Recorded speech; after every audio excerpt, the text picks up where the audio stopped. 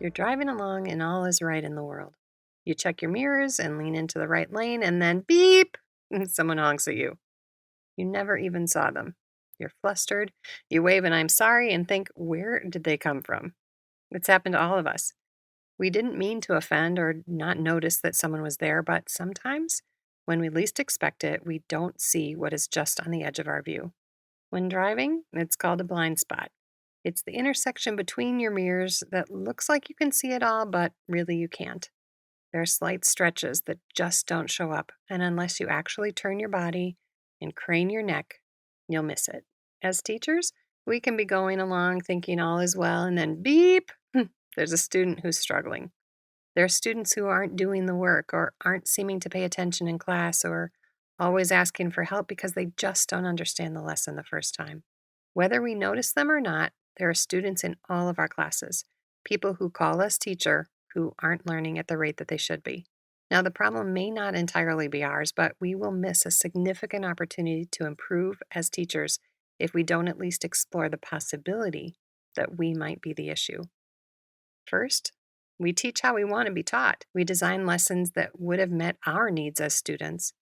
If you're like me, you're often pretty proud of those impressive lessons. However, not every student is alike. Have you noticed? In fact, very few of your students will be just like you. And if you don't work hard to be what they need, you'll miss them. To find these students and teach the way they need us to teach takes effort, but I can say that it does get easier.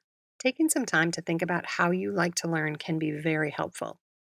If you know that you like it when the teacher lectures, you're likely to realize how much you talk when you teach.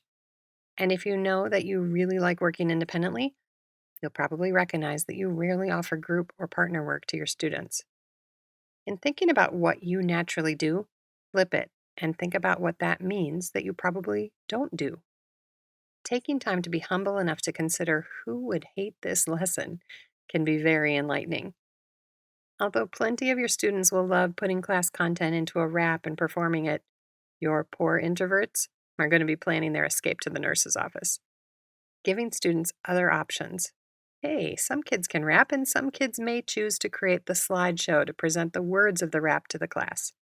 Now your introverts at least have another option that would keep them learning. Do your best to observe how students are responding to these changes you're trying. Are they working? Are they making things worse? It happens.